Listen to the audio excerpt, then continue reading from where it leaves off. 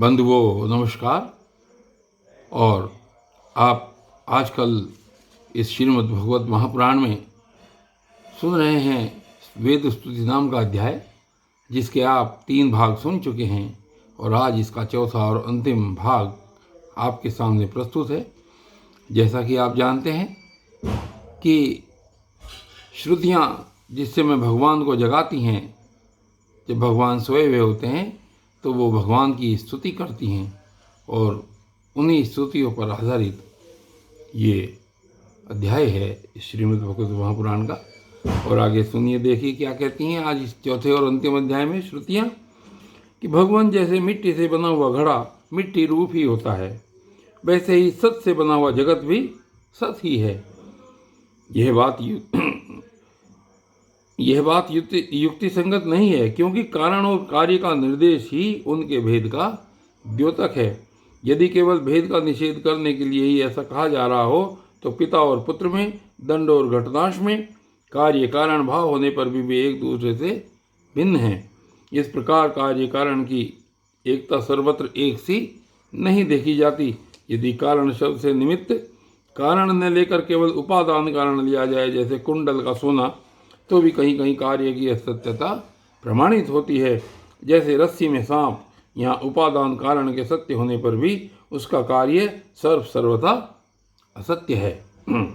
यदि यह कहा जाए कि प्रतीत होने वाले सर्प का उपादान कारण केवल रस्सी नहीं है, उसके साथ अविद्या का भ्रम का मेल भी है, तो यह समझना चाहिए कि अविद्या और सत वस्तु के संयोग से ही इस जगत की उत्पत्ति हुई है। इसलिए जैसे रस्सी में प्रतीत होने वाला सर्प मिथ्या है, वैसे ही सत वस्तु में अविद्या के संयोग से प्रतीत होने वाला नाम रूपात्मक जगत भी मिथ्या है। यदि केवल व्यवहार की सिद्धि के लिए ही जगत की सत्ता अभीष्ट हो तो उसमें कोई आपत्ति नहीं, क्योंकि वह पारमार्थिक सत्य न होकर केवल व्यवहारिक सत्य है। यह भ्रम व्यवहारिक जगत में माने हुए काल की दृष्टि से अनादि है और अज्ञानी जन बिना विचार किए पूर्व के भ्रम से प्रेरित होकर अंध परंपरा से इसे मानते चले आ रहे हैं। ऐसी स्थिति में कर्म फल को सत्य बतलाने वाली श्रुतियाँ केवल उन्हीं लोगों को भ्रम में डालती हैं जो कर्म में जड़ हो रहे हैं और यह नहीं समझते कि इनका तात्पर्य कर्म फल की नित्यता बतलाने में नहीं, बल्कि उनकी प्रशंसा करके उन कर्मों में लगाने में है। और यहीं पर फिर आगे श्री श्रीधर स्वामी का श्लोक, जैसा कि आप पहले भी सुन रहे हैं। माला में प्रतीयमान सर्प के समान सत्य स्वरूप आपसे उदय होने पर भी ये त्रिभुवन सत्य नहीं है। झूठा सोना बाजार में चल जाने पर भी सत्य नहीं हो जाता। वेदों का तात्पर्य भी जगत की सत्यता में नहीं है। इसलिए आपका जो परम सत्य परमानंद स्वरूप अद्वैत सुंदर पद है, हे इंद्रा वंदित श्री हरे, मैं उसी की वंदना करता हूँ, मुझ शरणागत को मत छोड़िए। और आगे कहती हैं श्रुतियाँ कि भगवान वास्तविक बात तो यह है, यह जगत उत्पत्ति के पहले नहीं था और प्रलय के बाद नहीं रहेगा। इससे यह सिद्ध होता है कि यह बीच में भी एक रस परमात्मा में मिथ्या ही प्रतीत हो रहा है। इसी से हम श्रुतियाँ इस जगत का वर्णन ऐसी उपमा देकर करती हैं कि जैसे मिट्टी में घड़ा, लोहे में शस्त्र और सोने में कुंडल आदि नाम मात्र है, वास्तव में मिट्टी, लोहा और सोना ही है। वैसे ही परमात्मा में वर्णित जगत नाम मात्र है, सर्वथा मिथ्या और मन की कल्पना है। इसे ना समझ मूर्ख ही सत्य मानते हैं। और इसी के ऊपर फिर एक श्लोक श्री श्रीधर स्वामी का कहते हैं कि सोना मुकुट, कुंडल, कंकण और किंकिणी के रूप में परिणित होने पर भी वस्तुतः सोना ही है। इसी प्रकार नरसिंह महतत्व, अहंकार और आकाश, वायु आदि के रूप में उपलब्ध होने वाला यह संपूर्ण जगत वस्तुतः आपसे भिन्न नहीं है।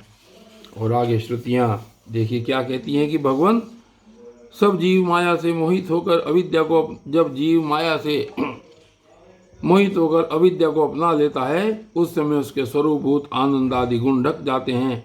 वह गुणजन्य वृत्तियाँ इंद्रियों और देहों में फंस जाता है तथा उन्हीं को अपना आपा मानकर उनकी सेवा करने लगता है। अब उनकी जन्म मृत्यु में अपनी जन्म मृत्यु मानकर उनके चक्कर में पड़ जाता है। परंतु प्रभु, जैसे सांप अपने कैंचुल से कोई संबंध नहीं रखता उसे छोड़ देता है, वैसे ही आप माया अविद्या से कोई संबंध नहीं रखते, उसे सदा सर्वदा छोड़े रहते हैं। इसी से आपके संपूर्ण ऐश्वर्य सदा सर्वदा आपके साथ रहते हैं। अणिमा आदि अष्ट सिद्धियों से युक्त परमेश्वरीय में आपकी स्थिति है। इसी से आपका ऐश्वर्य, धर्म, यश, श्री, ज्ञान और वैराग्य अपरिमित है, अनंत है। वह देश, काल और वस्तुओं की सीमा से आबद्ध नहीं है। और यहाँ पर फिर एक श्रीधर स्वामी का श्लोक कि प्रभु आपकी यह माया आपकी दृष्टि के आंगन में आकर नाच रही है और काल, स्वभाव आदि के द्वारा सत्वगुणी, रजोगुणी और तमोगुणी अनेक भावों का प्रदर्शन कर रही है। साथ ही यह मेरे सिर पर सवार होकर मुझ आतुर को बलपूर्वक रोन रही है। नरसिंह, मैं आपकी शरण में आया हूँ, आप ही इसे रोक दीजिए। और आगे श्रुतियाँ कहती हैं कि भगवान, यदि मनुष्य योगी यति होकर भी अपने हृदय की विषय वासनाओं को उखाड़ नहीं फेंकते, तो उन असाधकों के लिए आप हृदय में रहने पर भी वैसे ही दुर्लभ हैं जैसे कोई अपने गले में मणि पहने हुए हो, परंतु उसकी याद न रहने पर उसे ढूंढता फिरे इधर उधर। जो साधक अपनी इंद्रियों को तृप्त करने में ही लगे रहते हैं, विषयों से विरक्त नहीं होते, उन्हें जीवन भर और जीवन के बाद भी दुख ही दुख भोगना पड़ता है, क्योंकि वे साधक नहीं, दम्भी हैं। एक तो अभी उन्हें मृत्यु से छुटकारा नहीं मिला है, लोगों को रिझाने, धन कमाने आदि के क्लेश उठाने पड़ रहे हैं, और दूसरे आपका स्वरूप न जानने के कारण अपने धर्म कर्म का उल्लंघन करने से परलोक में नरक आदि प्राप्त होने का भय भी बना ही रहता है। और यहाँ पर फिर एक श्रीधर स्वामी का श्लोक।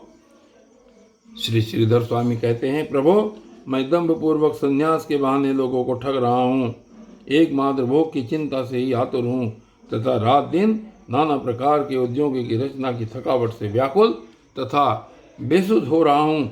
मैं आपकी आज्ञा का उल्लंघन करता हूँ, अज्ञानी हूँ, और अज्ञानी लोगों के द्वारा प्राप्त सम्मान से मैं संत हूँ, ऐसा घमंड कर बैठा हूँ। दीनानाथ, दया निधान, परमानंद, मेरी रक्षा कीजिए।